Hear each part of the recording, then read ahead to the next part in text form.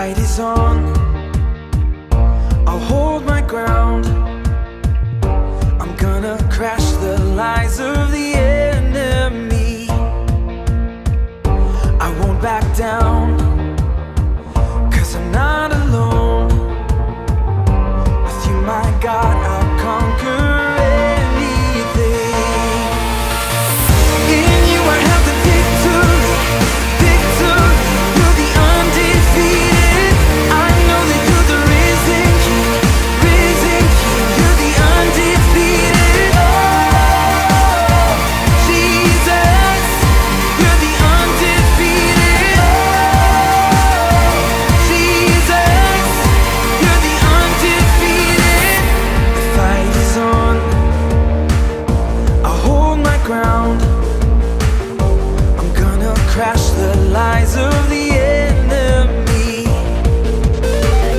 But when I doubt, He won't knock me out. 'Cause I know, my God, you fight for me. In you I have the victory, victory. You're the undefeated. I know that you're the risen King, risen King. You're the undefeated. Oh, Jesus, you're the undefeated. Oh, Jesus, you're the undefeated. I will fight, I will rise above. In you, my God, I am strong enough. I will fight, I will rise above. In you, my God, I am strong enough. I will fight, I will rise above. In you, my God, I am strong enough. I will fight, I will rise above. You, my God, I am strong enough. In you I have the victory, victory. You're the undefeated. I know that you're the risen King, risen King. You're the undefeated. Oh, Jesus, you're the undefeated. Oh, Jesus, you're the undefeated.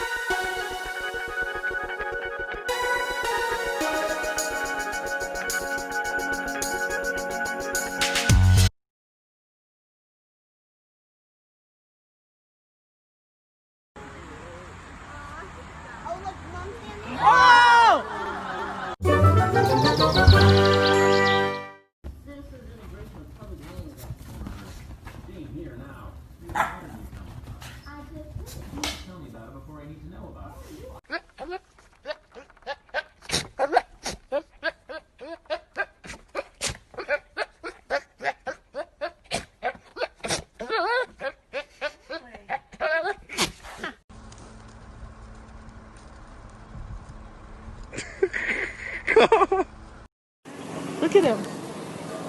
He thinks he's a flamingo. Oh, now he's stretching his leg.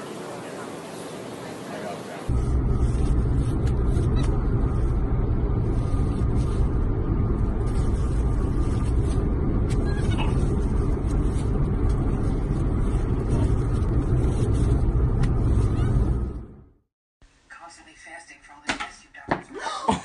Is he okay?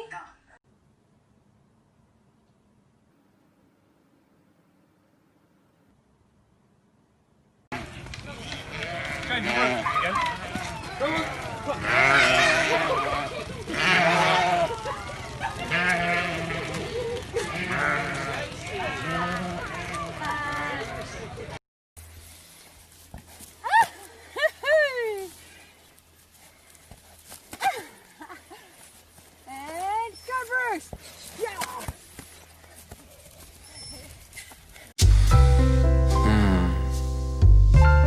Just sitting back, And enjoying a nice cup of hot chocolate. get cozy. And hang on for the loop. That sounds nice. 3, 2, 1.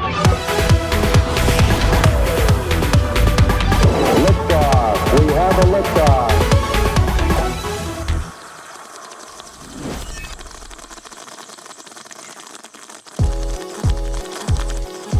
I'm Ricky. And I'm Jamie. Ricky, do you like hot chocolate or are you more of a hot cider kind of person? Ooh, definitely hot chocolate. I love it when you can add some cinnamon to it and some marshmallows. Oh, forget about it. That's fancy. Okay, so I like hot cider during the fall and I like hot chocolate during the winter time, but only if it has marshmallows and or whipped cream. Today on The Loop Show, we're talking about a hot topic, hot cocoa. No. Hot cheese. No. For real, money. Ooh, money's on that list of things that can sometimes be hard to talk about. People in the Bible worried and fought about money a lot. All the adults I know fight and worry about money too. Maybe you have some money and you don't know what to do with it. If you're not sure how much to give, this show is for you.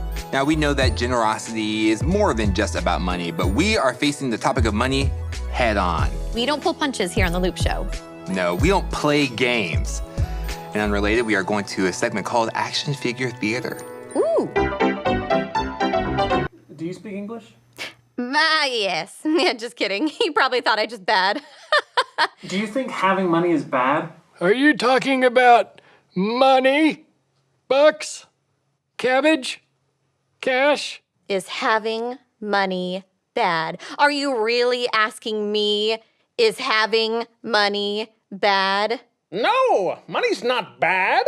Money's great. I've got big plans with my money. I'm saving it up so I can buy a rocket and blast the moon out of its smithereens. I'm planning on destroying the moon. Have I told you that, Daryl? Isn't money the root of all evil? No, money's not the root of all evil. The taco I had last night's the root of all evil. If you know what I'm saying. Oh my gosh, my stomach.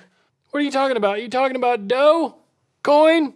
Currency? How can money help? Once I get that money, I'm gonna spend it on a brand new video game. I get $58. I get $59. I get $60, I spend it. It's gone. Like, I'm a giver, so like, I want to give it all away. But my parents are like, hey, you can't give away everything that you have because like we bought it for you. And I'm like, well, that doesn't sound very generous. How do you make money? I don't know, I just take it from other dinosaurs. And then I like spending it at the dino store. Hey, street man, you talking about legal tender? You talking about lolly? Do you two fight about money? Oh, we're roommates, and yeah, we get into it. We definitely do. No, we never. I mean, I don't remember us having ever any fights about money. Dude, you never pay for your half of anything. What are you talking about, man? And I did the dishes last night. I'm not talking about the dishes. It's about favors. I scratch his scales, he scratches mine. I don't have scales. I've never had scales. I've never had scales. I don't really have any fights about money because I don't really have any money. My mom and dad fight about money a lot, I can tell you that. What's that Target box on the front porch? And my mom is like, I didn't do anything. I didn't order anything. We needed new candles. I'm sorry. And then we have a lot of candles. I'm not done yet. You talking about pelf? You talking about loot? Can you be generous without money? No, of course not. You need money to be generous. Everybody knows that. Generous? Without money? I've never thought of that. I mean, I don't have money because I'm a horse. What, you want to know about Tinder? Is that what it is? Well, I could tell you. What was the question?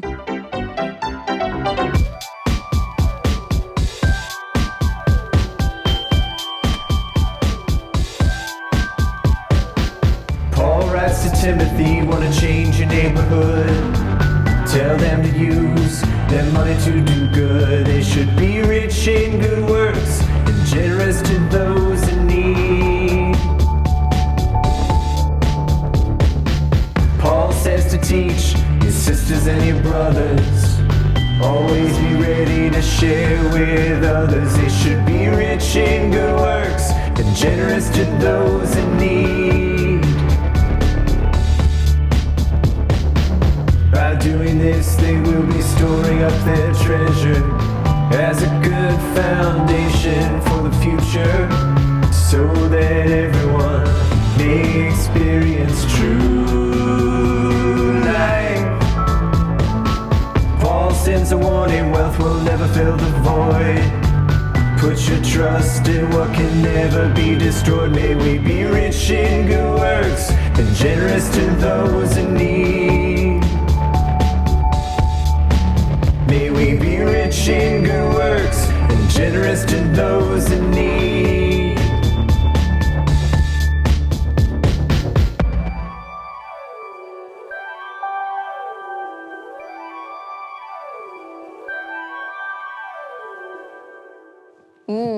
I'm really enjoying learning about money while sipping on this hot beverage. Yeah, this is an unruinable moment. Ooh, hello, Mystery Hand. Somebody smart took chocolate and heated it up to make a delicious beverage. True. Which got us wondering, are there other beverages that would be better heated up? Take a big sip and let us know. Better hot or not? We have 3 mugs with a variety of colors, and none of this looks like it's chocolate. We are told that this first one is hot orange juice. You warm up apple juice to get apple cider. Why not do the same thing with orange juice? I think it's worth trying. Why not? 1, 2, 3. Oh, wow. Ooh. That's acidic. But not bad. It's almost like tarty. Not that it's like late for class, but like very tart. I'm gonna say that is better not. On a scale of 1 to 5, the hot things, I'm gonna give it a 2 hots. All right, that's 4. Give it to me for breakfast. You would have this for breakfast? Just like, oh, let me just warm up some orange juice and... I mean, I would prefer it cold, but I don't really care. All right, next one. This one seems to have a sour gummy garnish to it. And there are things in this. This is hot, sour Skittle water. I don't know how that worked. This is a hot cup of liquid Sour hot, Skittles? Sour Skittle water. None of this makes sense to me. I don't like sour. I need an explanation from everyone on my desk by the end of the day. Why and how? It looks like tomato soup. It does look like tomato soup. Okay, I guess let's take a sip. Okay, wow. Whoa, that's actually good. That is surprisingly good. Man, I had a lot of dread for nothing. Yeah, me Now, too. That is delightful. This, I mean, come on. Pumpkin spice Cheers to latte, you. get out of here. We have sour Skittles. Skittle water.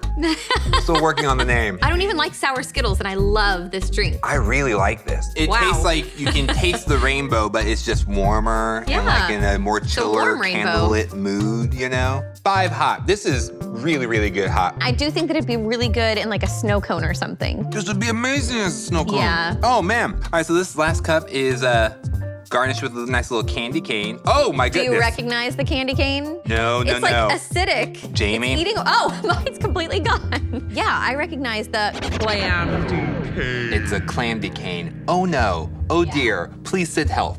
The clam water. Remember clam water? People just bottle it. They put it in a bottle. It's clam juice. Everyone's favorite juice. Oh. Oh, gosh. right on the arm. You can rub it into the skin. And they say, hey, you know what? New hot drink of the winter season. Clam juice water. All right, Jamie, let's take a sip. Okay. Let's take a sip. All right, you ready? You ready? You ready?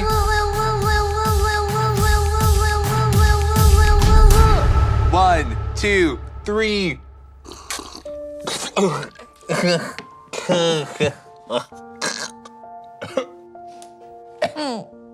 I exited my human body for a second there. Lucky. Oh, Ah. that is awful. It's times like this I wish I didn't have a tongue. It tasted like something dead. I'm just really sad. Why would you take the juice of a clam? It should never be done. You take the juice of a clam and say, let's heat this puppy up. If I were to rate this on a scale of 1 to 5, I would rate it a run as fast as you can. I honestly think, if I am being honest, someone who would probably enjoy this drink, Quizman. Ka-ching! The buck stops here. Time for the quiz thing. Cold, hard cash. I mean, when you think about it, it's really just paper, but it's a good thing we have it. Before money, people had to barter like this. Hey, can I give you a full wrap bag for that full bag of beans? A full wrap bag? That's a barter bargain. Here you go. Hey, this is only a half full wrap bag. This was not a fair exchange of rats and beans. The problem was determining a fair value. We needed something that we could all agree could be exchanged for goods and services. So the solution was money. And I mean actual paper money. I'm not just saying like the solution was money. That was so money. I'm saying like we needed money. I'm saying like that solution was paper dollar bills. Which one of these historical mega all-stars was instrumental in designing the first colonial money? Was it A, Benjamin Franklin, B, George Washington, C, Thomas Jefferson, or D, Aaron Burr? It wasn't Mr. Aaron Burr, sir. You guys only know these names because of Hamilton. I'm just pointing that out. If you said A, you get an A+. Mr. Penny saved is a penny earned. Benjamin Franklin was the first person to print colonial money. And he put all kinds of phrases and pictures on the money so that you might actually learn something when you're inspecting those dollar bills to make sure that they're actually real. He wanted money to, quote, make an impression on the mind. And those colonial dollar bills, the denominations were all over the place. There was like an $80 bill and a $6 bill with a picture of a beaver on it. I know this one's not fake because it's got the picture of a beaver on it. Speaking of forgotten denominations, which of these coins never existed in American currency? Was it A, the half penny, B, the half dime, C, the trime, or D, the 30-cent piece? If you said C, the trime actually existed. Look it up. It's a 3-cent dime. It's a real thing. I wish we still had the trime. That sounds pretty cool. Hey man, you got any trimes? I'm trying to get a soda. No, actually, it's D. It's the 30-cent piece. I made that one up. Back in the day, colonial money was weird and wonderful. Back then, you could get a full wrap bag for only 5 trimes.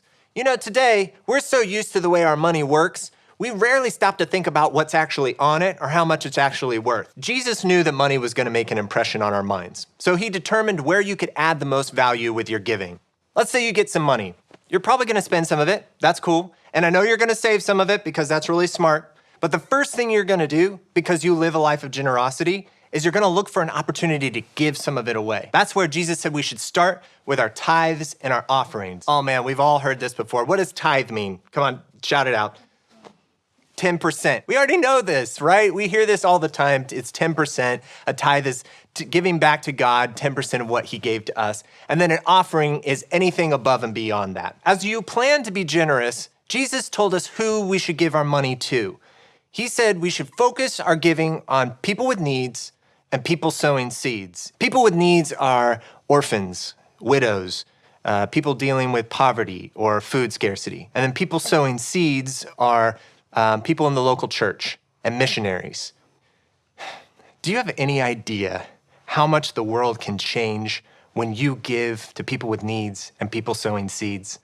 You're participating in the restoration of the world. Your giving is a chance to put the world back to the way that God intended it. You're adding value. So look for ways to be generous. Start with 10%, but don't stop there. Make an impression on some minds by living a generous, generous life. I'm the quiz man. Goodbye. Mark and Luke were friends of Jesus who loved to tell stories about him and what they saw Jesus do when he was on earth. One story they both tell is about a time when Jesus was sitting in the temple watching people put money in the offering box. He was watching as crowds of wealthy people were bringing large sums of money to give. They dropped off any extra treasure they had laying around. But then, a widow, who was poor and didn't have much, walked up to the box. She pulled 2 small coins out of her pocket. These coins weren't symbols of wealth. They were the smallest currency available, called mites. They were like pennies. It was all she had, and she gladly put it all into the offering. Jesus jumps up and says, "Did you see that?" His disciples gathered around. Mark and Luke were ready to take notes. Jesus said, "That woman just gave the most." Somebody was probably like, "But it was only 2 small coins. Didn't you see that wheelbarrow of cash that the last guy brought?" And Jesus says, "Can't you see? She gave everything she had. Her 2 small coins are worth more because it was a sacrifice." That was all she had to live on. Instead of applauding the way the wealthy people gave, Jesus gave his recognition to the devotion of the poor widow. She made it a priority to give to others over her own needs. It might seem upside down, but that's how God's economy works. Just like Jesus saw the widow's heart, God sees your heart when you give. Generosity isn't always about how much you give, but also how much it costs.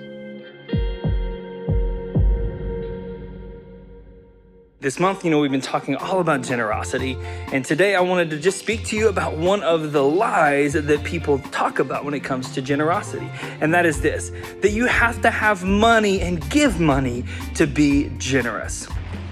Although having money and being able to give money is a great way to be generous, another way that you can be generous is by giving of your time. Maybe it's simply just giving somebody a piece of encouragement or making somebody's day by shooting me a text message saying, "Hey, hope you're doing well, I'm praying for you." And the last way that you can be generous is through your talents, whether that's serving at your campus on the weekend or serving a neighbor, or like we are today, serving with one of your local mission partners. And here's the deal when it comes to being generous. You can't just accidentally be generous. You have to plan to be generous. It is said, if you fail to plan, then you plan to fail. And so with your generosity, make a plan. If you're going to go serve somewhere, write it on your calendar, call ahead, make sure they know you're coming. Or maybe you're gonna serve the homeless. You can always just pack a bag full of bread and snacks. That way, if you see somebody in need, you can simply give it to them. But just like I said, you can't just accidentally be generous. You have to plan to be generous. And be prayerful with your generosity.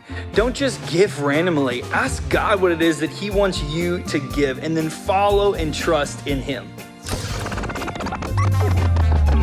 Yeah, I think that we handled this hot topic very carefully. This drink was awful. You don't have to have money in order to be generous. You can share your resources, your encouragement, as well as your attention and your skills.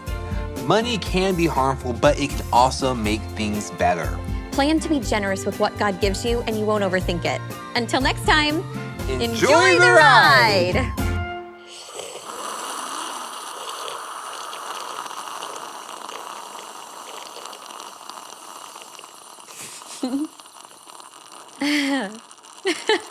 Things still going.